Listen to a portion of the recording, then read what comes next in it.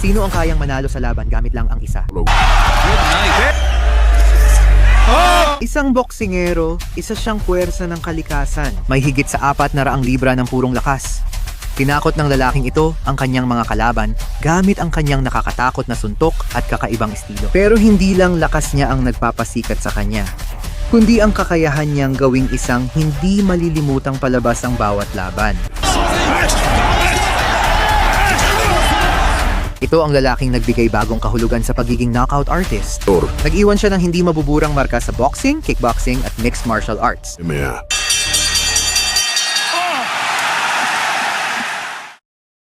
Si Eric Esch, ipinanganak sa Jasper, Alabama, ay nagsimula ng profesional na boxing noong 1974 matapos magwagi sa Toughman contest.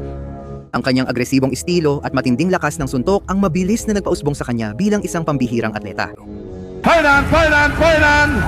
Oh, 2. A jackhammer here. What else did he do? Just a lot of pressure-filled situations. Big pressure. He knocked him down! A successful style against Butterbean until the end. He's going back for more in this tournament. He knocked him down! To this point, Butterbean has done not a thing, but he lands one shot. Sa isa sa unang professional na laban niya, nakalaban ni Butterbean si Doug Norris. Agad siyang umatake gamit ang agresibong estilo at mga suntok sa katawan na nagpahina kay Norris. Got to the national finals twice before being scary sights. Yes. Meanwhile, Doug Norris doing that. Right hand gets to the head of For being the nickname and going all over the place.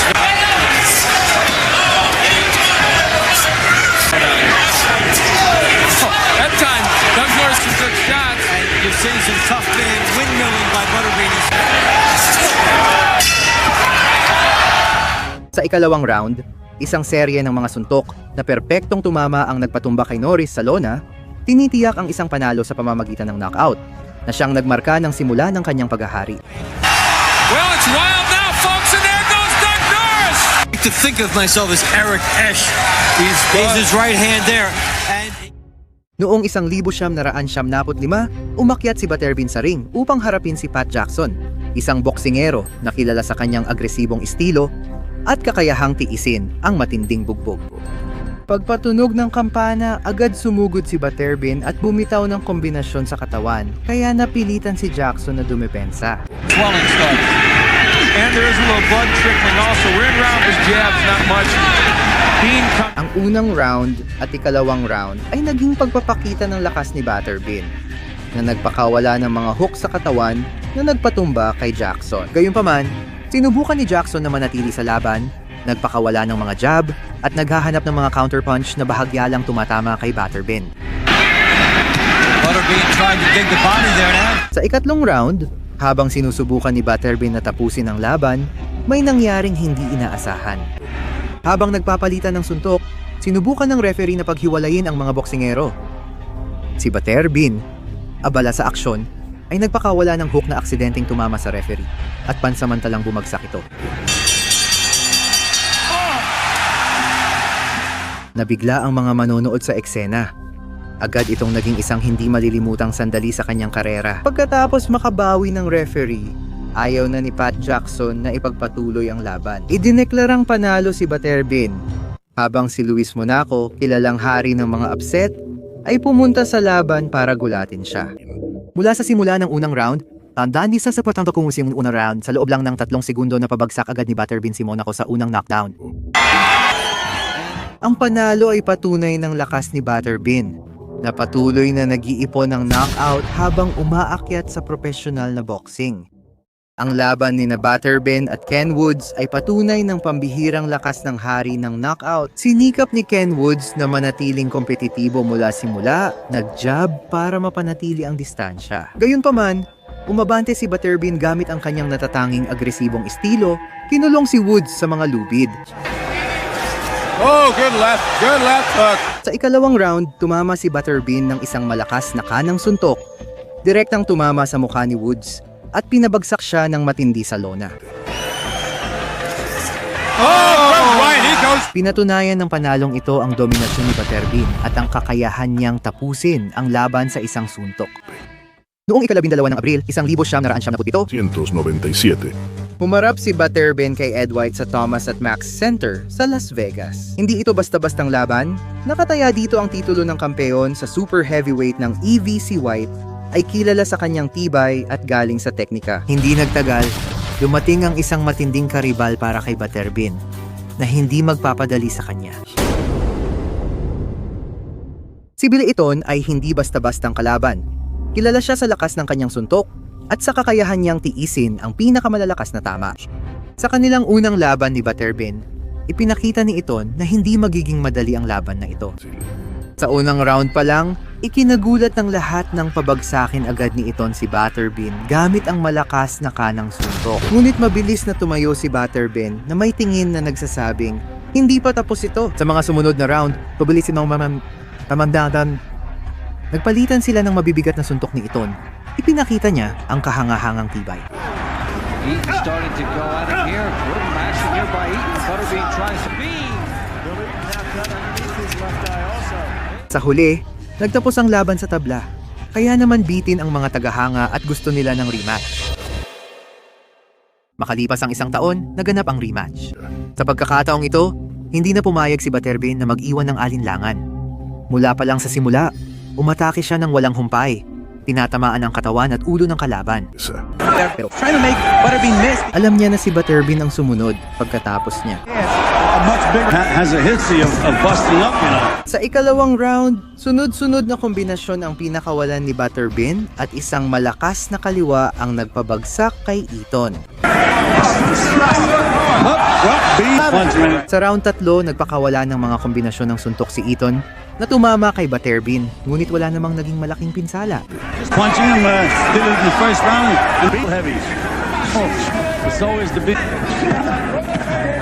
Sa isang bahagi ng laban, tinamaan ni Butterbean si Eaton ng isang malakas na kanan na naging dahilan para matumba si Eaton.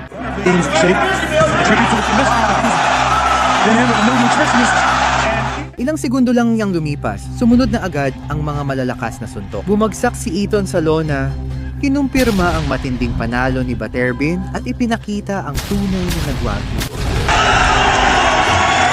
Well, it took more than one.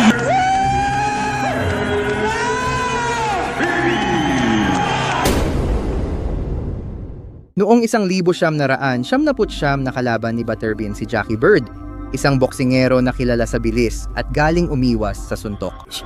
Sinubukan ni Bird gumamit ng liksi at distansya laban kay Butterbean, pero hindi sapat ang kanyang estratehiya laban sa lakas ng hari ng knockout. So that's just a little taste of what you're going to be able to see. Butterbean. Mula sa unang round, pinuwersa ni Butterbean si Bird.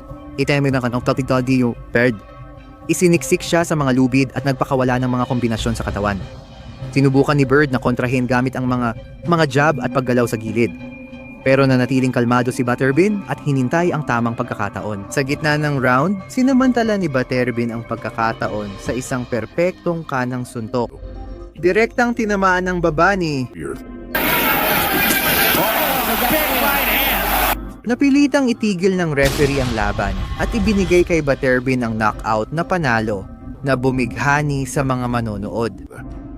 Noong 1979 hinarap ni Butterbean si Peter McNeely, kilala sa kanyang tapang na lumaban kay Mike Tyson noong 1995. 190. Mula sa unang tunog ng kampana, sinubukan ni McNeely na kunin ang inisyatiba, nagpakawala ng mabilis na kombinasyon sa katawan at ulo ni Butterbean. Under the circumstances, certainly has yet a long time. Let's go to this. Butterbean goes right to it. Ngunit si Butterbean, gamit ang kanyang pasensya ay naghintay ng tamang oras bago sumagot. Thinks he's a real fighter. He fights good 4-round fights. It's lighter than Butterbean. There's an overhand right. Sa kalagitnaan ng unang round, nakapagpatama si Butterbean ng sunod-sunod na suntok na nag-iwan kay McNeely na halatang apektado. Dahil dito, sunod-sunod na pinagsusuntok ni McNeely at pinatigil ng referee ang laban sa technical knockout.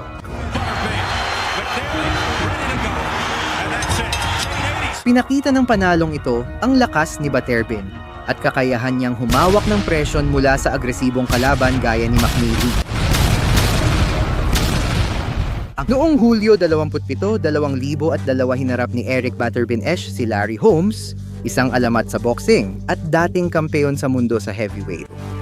Si Holmes, na kilala sa kanyang walang kapantay na teknik at maalamat na jab, ay namayani sa sport noong dekada 80, tinalo ang mga alamat na kalaban. Tulad ni Muhammad Ali, ikaw, Get the idea that Muhammad Ali might explode at any time too. kahit patapos na ang kanyang karera, nanatili siyang mabagsik na kalaban. Formidable. Malaking hamon ang laban na ito para kay Butterbean, na gustong patunayan ang kakayahan niya laban sa pinakamahusay. Simula pa lang, ginamit ni Holmes ang kanyang karanasan para mapanatili si Butterbean sa tamang distansya. Hands the right hand. So, right hand, he takes 2 steps back, and then which Holmes started out looking like, oh, there's the right. There did Holmes, but it was short. That one, right hand lead. Butterbean. Ginamit niya ang tumpak na jab bilang tuloy-tuloy na sandata para pigilan si Butterbean na makalapit at makabigwas ng malalakas na suntok. Oh, that's the oh my. Well, Gayunpaman, hindi rin nagpahuli si Butterbean. the right hand, overhand right hand, landing and punching. Now see when he gets on the inside, Butterbean, Holmes moves away from the right hand. Sa ika-4 na round, tinamaan niya si Holmes ng kanang hook na nagpayanig at nagpasigla sa mga tao. Oh, left hook. Sends Isang tensyonadong sandali iyon na parang kayang baguhin ni Butterbean ang takbo ng laban, pero nanaig ang karanasan ni Holmes. Agad siyang nakabawi at muling nagkontrol gamit ang jab at tamang kombinasyon. Redness is a target. Umabot ng 10 rounds ang laban, ngunit kahit matibay si Butterbean, nagwagi si Larry Holmes sa unanimous decision ng mga hurado.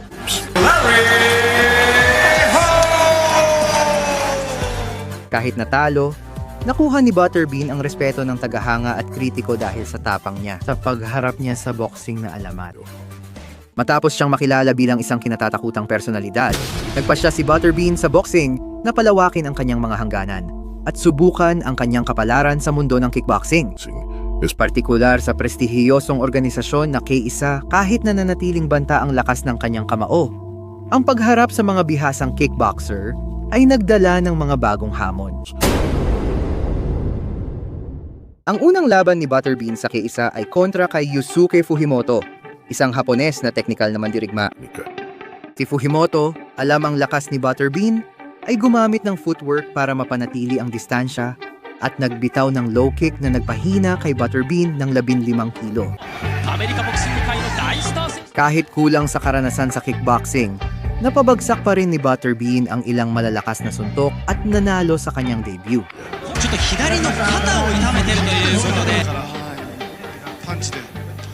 Si Mike Bernardo, isang alamat sa kickboxing, ay kabilang sa pinakamabibigat na kalaban ni Butterbean. Ginamit niya ang abot, sipa at low kick para pigilan ang paglusob ni Butterbean. Kahit na sinubukan ni Butterbean na paliitin ang distansya at patamaan ng kanyang malakas na kanang kamao, si Bernardo pa rin ang namayani sa laban at nakuha ang panalo sa pamamagitan ng knockout. Ay, grabe.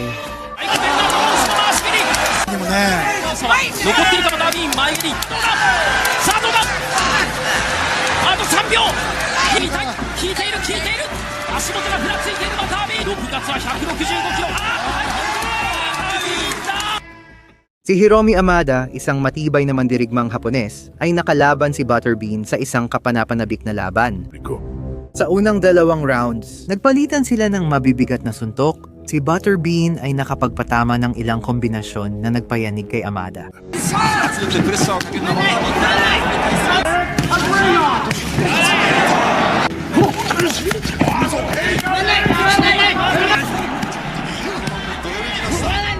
Gayunpaman, nagtiis si Amada.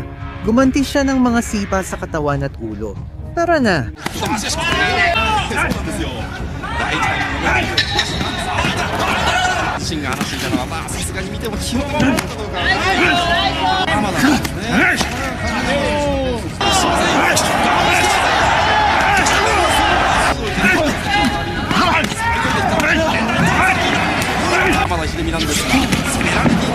Sa dulo, nanalo si Amada sa desisyon ng hurado. Pero ang laban ay naging isang klasiko sa kasaysayan ng K1.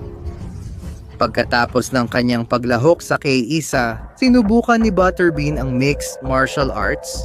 Hinarap niya ang mga kalabang bihasa sa wrestling at submission na naging isang ganap na bagong hamon para sa kanya. Si Zuluchinho, isang Brazilian Jiu-Jitsu expert, ay kabilang sa pinakanakakatakot na kalaban ni Butterbean. Sa unang round, tinangkang dalhin ni Zuluchinho sa lupa ang laban pero tumutol si Butterbean.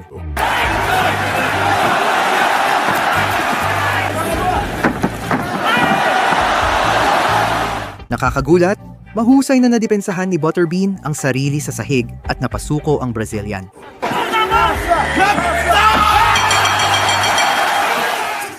Noong 2007 at 7 hinarap ni Eric Butterbean Esch si James the Colossus Thompson, isang mandirigmang kilala sa kanyang napakalaking katawan at agresibong estilo. Left hand up high. That's a big if. There you go. There it is. Oh, that's about it. I mean, that's right about there. Oh, It was just a clip across the knocked out. and it clipped him on the nose. I don't think it actually. In the first round, he came out.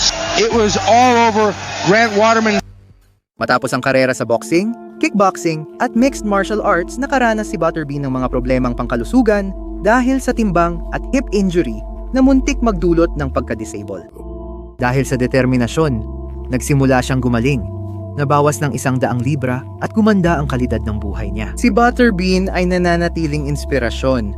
Pinapakita na ang katatagan ay mahalaga hindi lang sa ring kundi pati sa buhay. Si Eric the Butterbean Esch ay higit pa sa pagiging boksingero.